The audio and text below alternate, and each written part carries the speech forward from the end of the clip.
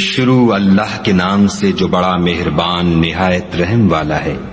اور ہم نے ان کو اسحاق اور یعقوب بخشے اور سب کو ہدایت دی، اور پہلے نوح کو بھی ہدایت دی تھی، اور ان کی اولاد میں سے داؤد اور سلیمان اور ایوب اور یوسف اور موسیٰ اور ہارون کو بھی، اور ہم نیک لوگوں کو ایسا ہی بدلہ دیا کرتے ہیں۔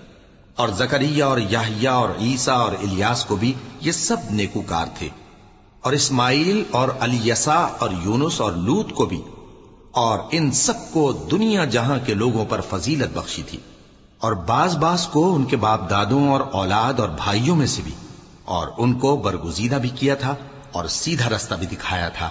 یہ اللہ کی ہدایت ہے، اس پر اپنے بندوں میں سے جسے چاہے چلائے، اور اگر وہ لوگ شرک کرتے تو جو اعمال وہ کرتے تھے سب ضائع ہو جاتے۔ یہ وہ لوگ تھے جن کو ہم نے کتاب اور حکم شریعت اور نبوت عطا فرمائی تھی۔